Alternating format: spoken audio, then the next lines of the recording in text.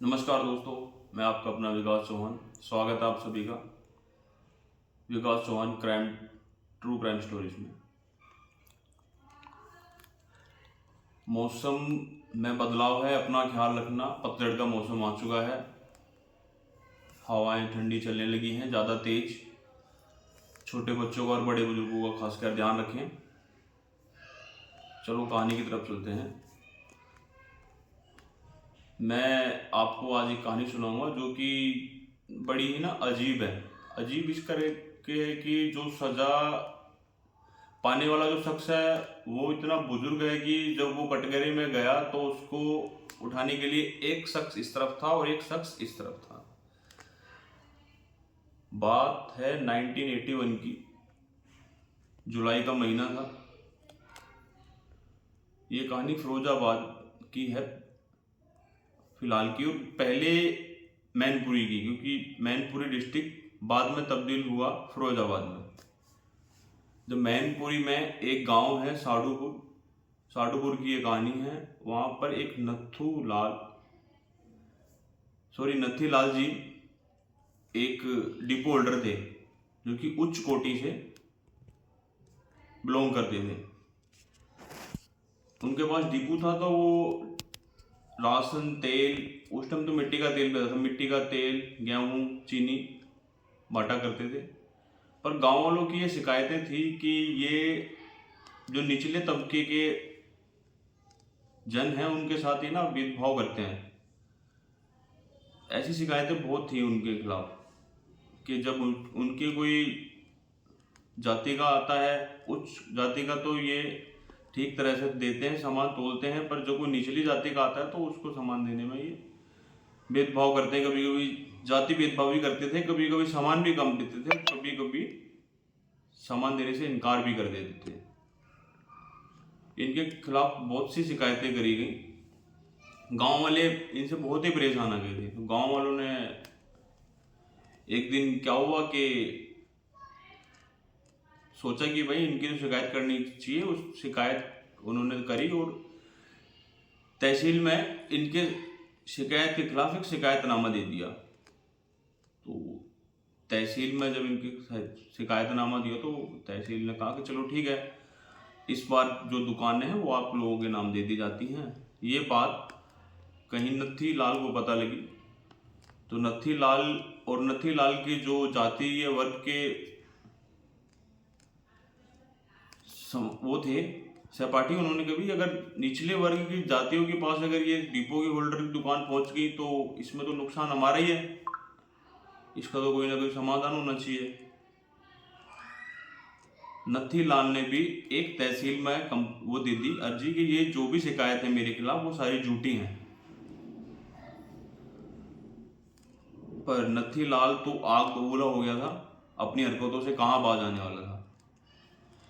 पैसों का रूप, डिपो होल्डर का रूप और एक उच्च कोटि का रूप, जाति का रूप।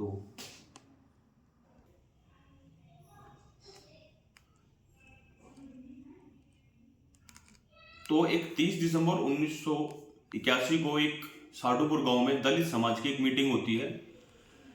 मीटिंग का पर्पस ये था कि दुकानें जो भी डिपो होल्डर की वो हमारे पास आनी चाहिए, क्योंकि जो निचले तबके के लोग थे वो नत्थी लाल की हरकतों से परेशान हो चुके थे।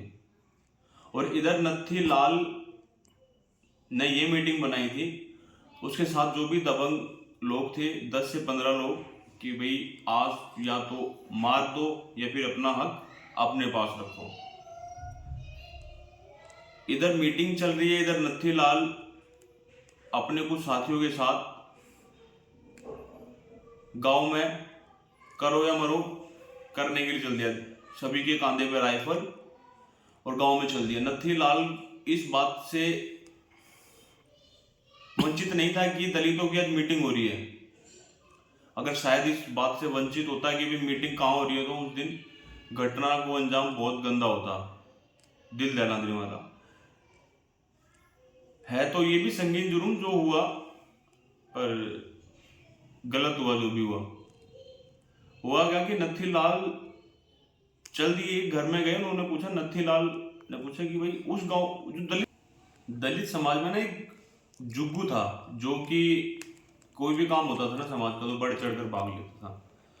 तो उस दिन जो नथीलाल और जो उसके साथी थे ना, वो उनका मेन मकसद ये था कि आज नथीलाल को खत्म करना है। वो एक घर में पूछते हैं भाई नथीलाल जी के ये जुग्गू का घर है? वो कहते हैं नहीं, महिला होती है। वो पहली गोली उसको मारते हैं। फिर दूसरे घर में जाते हैं कि जुग्गू का घर है? वहां से भी कहते हैं नहीं। कुछ घर में कुछ घर के सदस्य थे जो कि मीटिंग में नहीं गए थे, कुछ घर खाली पड़े हुए थे। मतलब कि मंजर ऐसा था, नथीलाल की खोपड़ी ऐसे घूमी हुई थी कि जो मिला उसको मार दो। कुछों को बताया जाता है कि गोली तो उसने चलते रोड पे मार दी थी।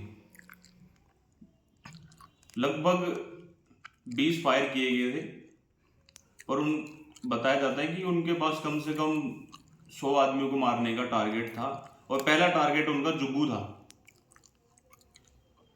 20 गोलियां चलती हैं जिसमें कि लगभग 1 दर्जन की मौत होती है और कुछ घायल हो जाते हैं, जो कि जिनकी जान बच जाती है बाद में।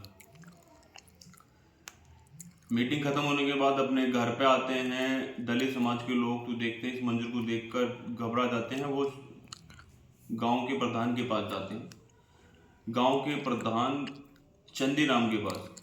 गांव के प्रधान जब इस चीज़ की तस्दीक करते हैं तो वो घबरा जाते हैं। उस वक्त कहाँ फ़ोन होते थे, कहाँ मोबाइल होते थे। वो भागे भागे फिरोजाबाद डिस्ट्रिक्ट से भागे भागे जाते हैं वो Shikohabad railway station. Shikohabad railway station पे एक उनके मित्र थे जो कि पढ़े लिखे थे। वो उन्होंने सारा वाक्य अपने गांव का उनके सामने रखा और समझाया। तभी जो उनके मित्र थे वो शिकोहाबाद रेलवे स्टेशन के फ़ोन से पुलिस को फ़ोन करते हैं और उनके पुलिस को सारी जानकारी देते हैं कि फलाने फलाने गांव में ऐसी घटना हुई है। और पुलिस आती है, पुलिस इसकी तस्दीक करती है, कुछों को गिरफ्तार किया जाता है, पर कुछ नहीं मिलते मौके पर। कुछ दिनों बाद क्या होता है, जिनको गिरफ्तार किया जाता है, अरेस्ट, वो जमानत पर बाहर आ जाते हैं। केस चलता रहा 1989 में ये वारदात हुई थी और केस चलता रहा। हमारे देश की कानून व्यवस्था इतनी बढ़िया है कि एक फैसले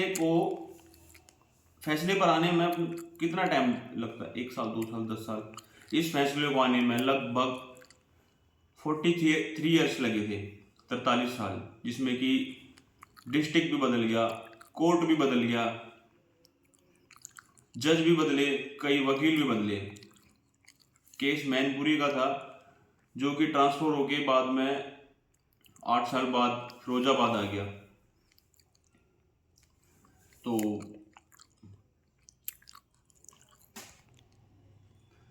बताया जाता है कि जब ये घटना हुई थी ना, तो कुछ राजनीतिक नेता भी इस पर अपनी रोटियां सेकने आए थे, झूठी तसल्लियां देने आए थे, झूठे वादे देने आए थे। जैसे कि बहुत से बड़े बड़े दिग्गज नेता आए थे, सपा से भी आए थे, बीजेपी से भी आए थे, भीमराव अम्बेडकर जी की पत्नी भी आई थी। तो जब फैसला आया ना, तो जज ने, अभी फैसला आया हाल ही में 2023 में, जज ने जब नथीलाल जी को सजा सुनाने के लिए कटघरे में बुलाया तो मंजर अलग ही था, क्योंकि कोर्ट खचाखच भरी हुई थी और उनके प्रति दया की भावना अधिक थी। उनके हत्याओं के प्रति मतलब डिफरेंट थी। मतलब हत्या तो सब भूल चुके थे, उनकी उम्र को लेकर भी 90 वर्ष एक आदमी को सजाएं सुनाई जा रही है, जिस पर खड़ा भी नहीं हुआ जा रहा, पर उन्होंने उस वक्त घटना को ऐसा अंजाम दिया था कि जो कि बहुत निंदनीय था। तो अभी देखो उनको सजा सुनाई गई है और 1 से 50 लाख रुपए का जुर्माना भी दिया गया है, 1,50,000 रुपये का। और अगर ये जुर्माना नहीं भरते तो उनको जो सज़ा है उस सज़ा में 1 साल की सज़ा और बढ़ाई जाएगी। बाकी देखो उनके पास अभी बहुत सारे अवसर हैं, सुप्रीम कोर्ट है, हाई कोर्ट है, सुप्रीम कोर्ट है। देखो कहानी इतनी सी।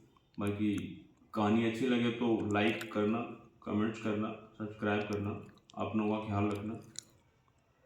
धन्यवाद। जय हिंद, जय भारत, जय श्री।